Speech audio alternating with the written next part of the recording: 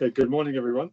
The aim of this meeting is to consider and approve the annual report and accounts for the year 24-25.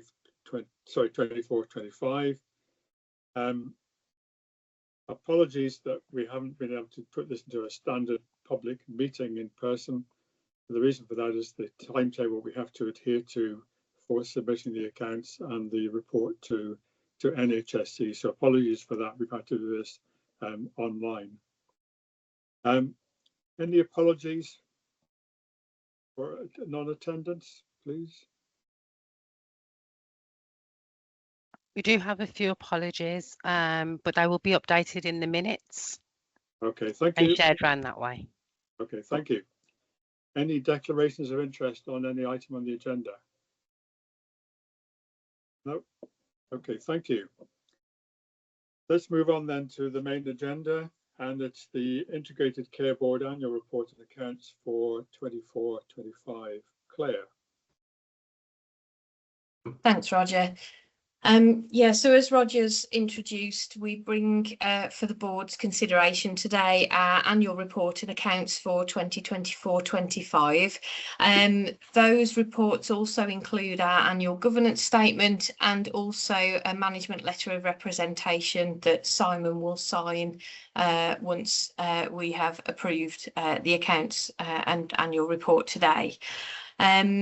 All of this was reviewed by our audit committee this Wednesday, and I'm sure Trevor may like to say a few words as well. But after that review and after taking advice from both our internal and external auditors, the audit committee have supported the presentation of these documents here today for sign off. Overall, we've had a good and a relatively clean audit process. We've had favourable comments from both our internal and external auditors, and we can see improvements year on year in both our head of internal audit opinion and also reflected through the reports from our external auditors. So I'm really pleased to say that after audit we have an unqualified audit opinion from the external auditors, Grant Thornton, and we have a moderate head of internal audit opinion from 360 Assurance, who are our internal auditors. I'm also really pleased to say that for the first time in a few years, we have not had a referral to the Secretary of State because the ICB has presented a set of accounts that break even. So we haven't had any of those additional representations or letters of recommendation and referral. I'm probably going to pause there. I'm quite happy to take any comments or questions. Trevor, I don't know whether you wanted to comment as chair, the person that chaired the audit committee. Thanks, Claire. Trevor? Okay, yeah, just briefly. Sadly, audit committee wasn't quorate earlier in the week, but went through it, certainly probed it with the internal and external auditors who aren't just happy with the numbers, but also with the way it's presented and the content of the report more broadly.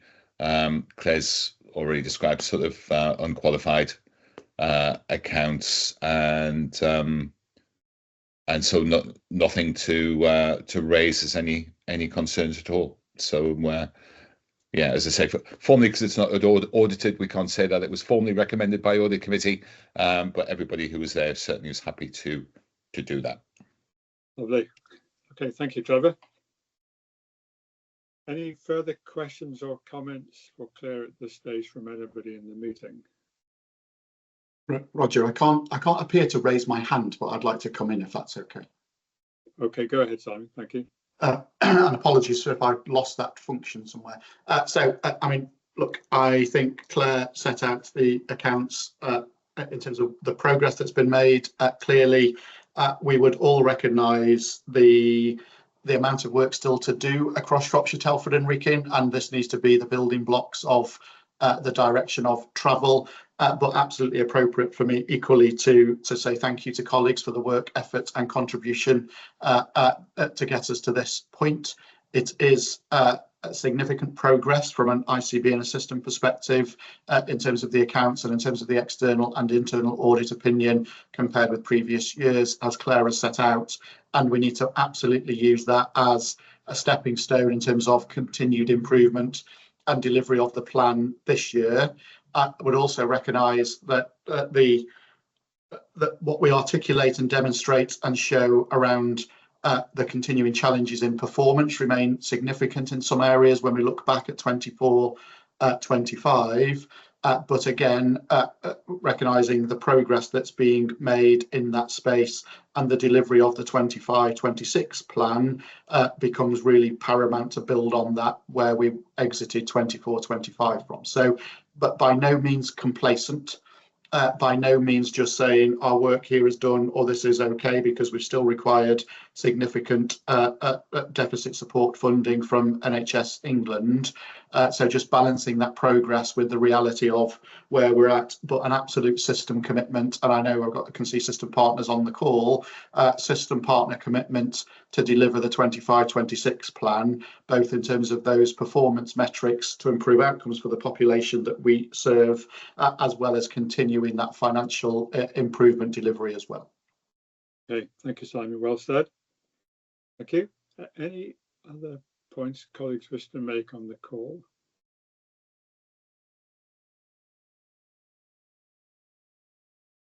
Okay, I think there's nothing else to come through about the annual report and accounts. So without any further ado, I'd just like to reiterate those comments about thanking everybody involved with the preparation of the accounts and the annual report. There has been good progress during 24-25 in a whole range of areas in terms of process and governance. So well done, everyone. But as Simon has said, we've got a lot more to do in terms of performance, and that journey has to continue into 25-26. But to everybody, thank you very much. And we formally approve for submission the annual report and accounts for 24-25. Thank you. Next item on the agenda is the Data Security and Protection Toolkit. Claire. Okay, sorry, apologies. I thought Alison was going to talk to this one, but I can do that. That's no problem. I'm sure Alison will fill in any gaps that I leave. As part of our submissions each year, we have to complete a data security protection toolkit. There are multiple objectives that we have to evidence our compliance for, and we're doing that work at the moment because actually the deadlines for that fall slightly out of kilter with year end. They have an end of June period end. One of the items and one of the actions in there was specifically about our processing and use of personal information, and the requirement asks for various things if we process data. Now, actually, our assessment for the ICB is that we don't process data, and the guidance tells us that if we don't, we can mark it as achieved. It's almost a not applicable, although we can put it in as achieved. In order for us to evidence that we have fully considered that to the furthest extent possible, what we'd like to do is take support from the board today for the statement that we've prepared. What you'll see in the report is a very clear description that Alison and team have pulled together of our evidence for why we don't believe we process personal identifiable information, and with the board support we will maintain that statement, obviously review it periodically if things change, although I don't think they will, but it does mean that we can then mark that entry in the toolkit as achieved. Alison, was there anything else I've missed on that one? No, Claire, I think it's just it's a little bit of an anomaly, isn't it, in that the DSPT has been updated this year to align with the CAF, the Cyber Assurance Framework. So we've got slightly different questions being asked in a different way, and this is one of them that we haven't encountered previously, which is why you've never been asked this question before. So it's really that as a commissioner, we are not allowed to use patient identifiable information for direct care. We don't supply direct care to patients, so we have to rely solely on either legislation or on direct consent. So that the report is just setting out, hopefully clearly, that for all those uses of data in our privacy notice, we are relying either on direct consent or on legislation and regulations. Okay, thank you, Alison.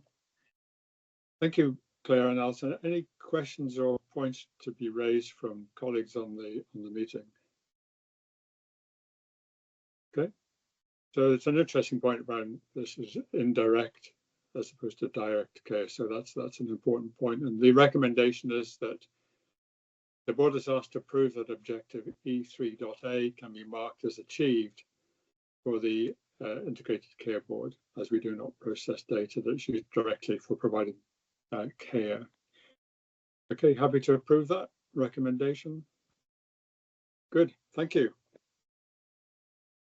Moving on to the next item, which is any other business, any other points, questions to be raised at this stage. Roger, it's Simon again. Hi, Simon. So really, just to say, we recognise, I just want to reiterate what you said this at the start of the meeting. This is far from ideal in terms of a way of bringing to life the annual report and the accounts.